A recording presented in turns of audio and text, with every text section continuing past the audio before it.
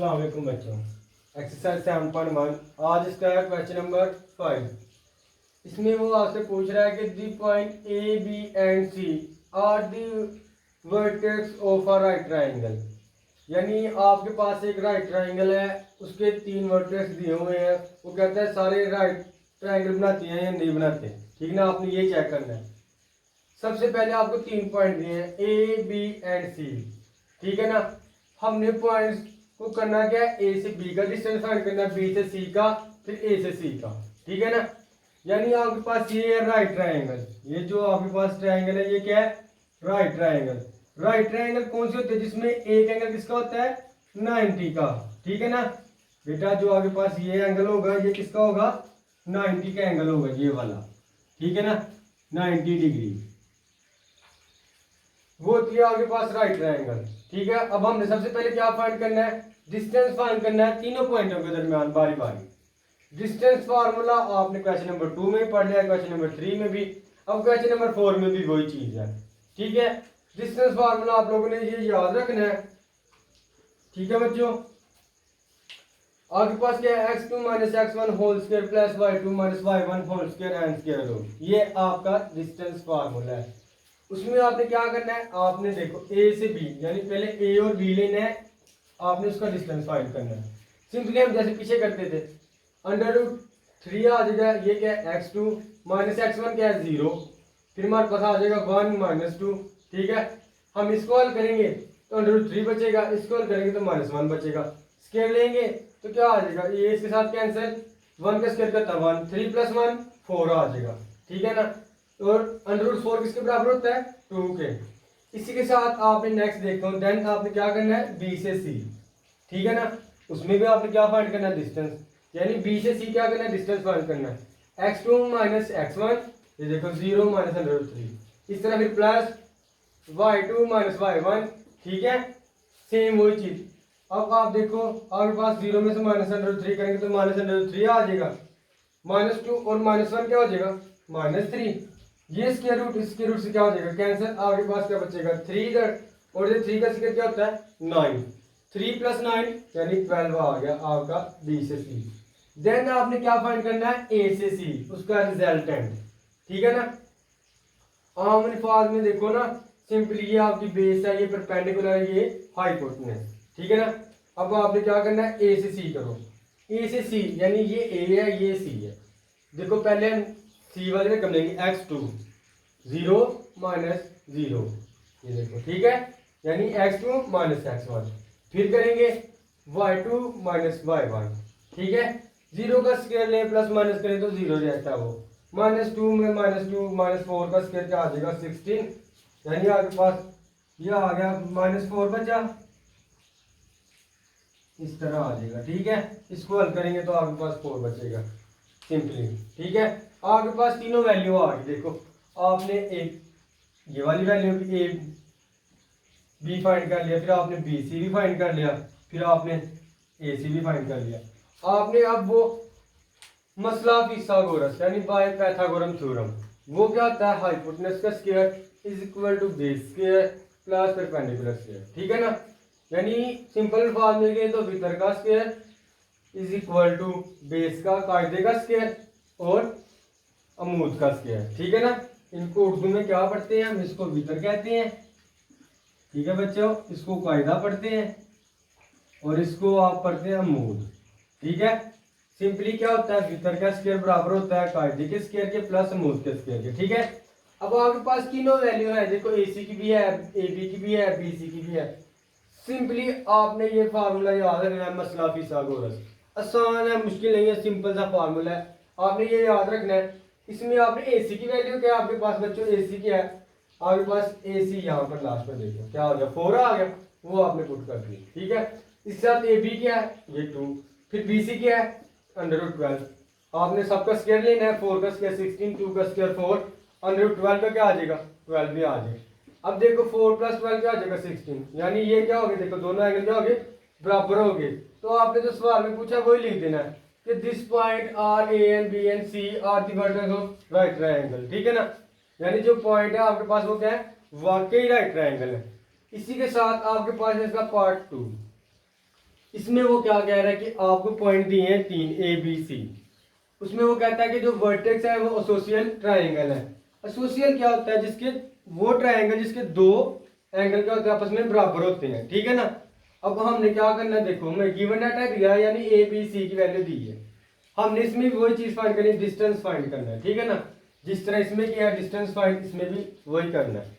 ए से बी करेंगे यानी डिस्टेंस फार्मूला लगा के x2 माइनस x1, इस वाले में x2 माइनस x1, फिर हम करेंगे y2 माइनस y1, फिर इसको हल करेंगे -3 से -2 कितना हो जाएगा -5, और ये -3 -1 कितना हो जाएगा -4।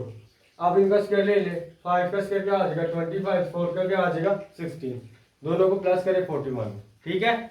इस तरह सेम एज इसको करना है बी से सी।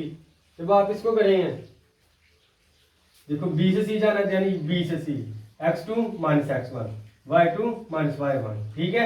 माइनस माइनस प्लस, ठीक है 4 हो जाएगा, माइनस माइनस प्लस 5 हो जाएगा, ठीक है ना। तो 4 का स्क्वायर और 5 का स्क्वायर जिस तरह ऊपर किया वो भी 41 हो गया, ठीक है। आपका सवाल आपको यहीं से पता लग जाएगा कि वाकई क्या है, एसोसिएशन ट्रायंगल है। क्यों? इसके दो एंगल बराबर आ चुके हैं, लेकिन आपने थर्ड भी फाइंड करना है, ठीक है।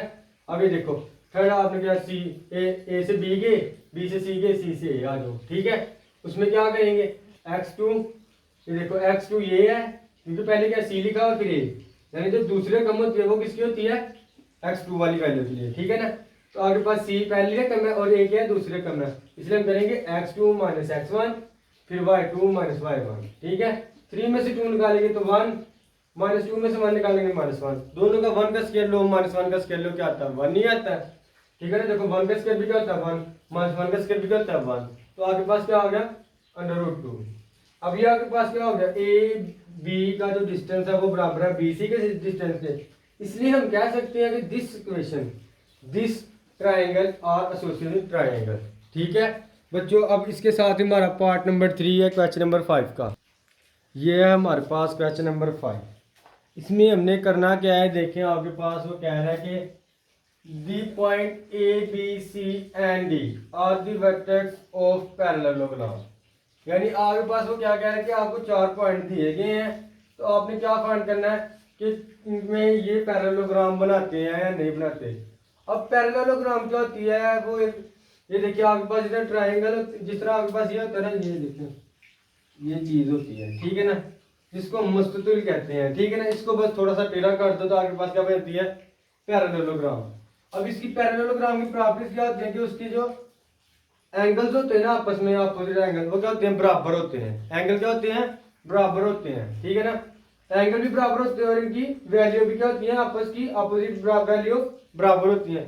यानी अगर इधर वैल्यू 10 है तो इधर भी क्या होगी 10, अगर इधर 100 है इधर भी क्या होगी 100। ये क्या है इसकी प्रॉपर्टीज है कि इसकी जो आमने सामने वाली साइड होती है ना एक दूसरे क्या होती है बराबर होती है, अपोजिट साइड एक दूसरे के बराबर होती है। अब इसमें देखो हमने फाइंड क्या करना है, लेंथ ही फाइंड करनी है, ए से बी, बी से सी, सी से डी, डी से ए, यानी हमने फाइंड क्या करना है बेसिकली डिस्टेंस फाइंड करना है। और हम क्वेश्चन नंबर 2 से लेकर 5 तक आगे क्या फाइंड कर रहे हैं डिस्टेंस ही फाइंड कर रहे हैं, ठीक है ना। हर सवाल में हमने डिस्टेंस फाइंड किया है। अब सबसे पहले हमें गिवन क्या दिया है, उसने 4 पॉइंट दिए हैं A B C and D. सबसे पहले हमने ए बी फाइंड करना है यानी x2 माइनस x1 फिर y2 माइनस y1, ठीक है। इसको करेंगे तो ये क्या हो जाएगा -7, ये क्या हो जाएगा +1, ठीक है ना। इसका स्क्वायर रूट ले 7 का तो 49 आ जाएगा आपके पास, ठीक है। और इसका क्या आ जाएगा 1 आ जाएगा, ठीक है। यहाँ इस तरह देख लो आपके पास, यानी इस तरह हो जाएगी चीज, ये 49 आ गया +1 आ गया, ये क्या आपके पास आ गया √15। यहाँ तक भी रहने देते तो कोई मसला नहीं, इससे आगे भी करना चाहते तो ये आपके पास आ जाएगा इस तरह, ठीक है।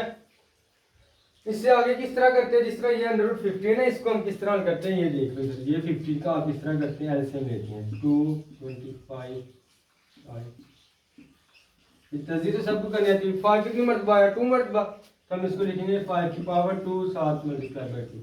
अब ये वाला तो इसके साथ कैंसिल हो जाएगा तो बाकी √2 बचेगा। इस तरह करते हैं, ठीक है। समझ आ गया आप लोगों को किस तरह हम करते हैं, √15 को किस तरह इसके बराबर होता है, ठीक है।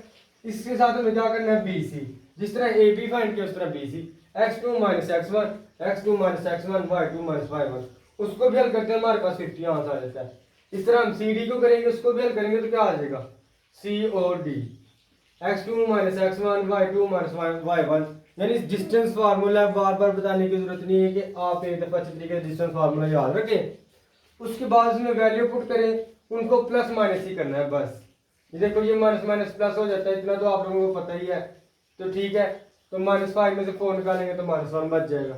यानी सिंपल से क्वेश्चन है, ज़्यादा मुश्किल नहीं है, बस आपने डिस्टेंस फाइंड करना है।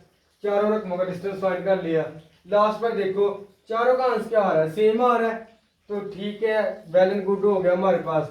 अगर फिर भी इस तरह भी होता है कि ए और बी का जवाब क्या आता है सेम, और सी और डी का, यानी देखो ये अपोजिट साइड है ना एक दूसरे के, यानी इसका √15 आया है और इसका भी हमारे पास क्या है √15। अपोजिट साइड क्या होगी, बराबर। और अगर इन दोनों का हमारे पास आ जाता फॉर एग्जांपल √6, इधर भी क्या आ जाता √6, तो ये भी गुड था, ये भी सही है, ये भी पैरेललोग्राम है, ठीक है। लेकिन अब हमारे पास सबका आंसर क्या आ गया, √15, ठीक है। तो ये भी क्या है, देखो अपोजिट साइड एक दूसरे के क्या है, बराबर है, तो ये क्या बनती है, पैरेललोग्राम। बच्चों ये था हमारे पास क्वेश्चन नंबर 5, उसका तीसरा पार्ट वो भी कंप्लीट हो गया है, ठीक है। क्वेश्चन नंबर 5 तक हमारे हो गए, आगे हम देखेंगे 6, 7, 8, 9, ठीक है।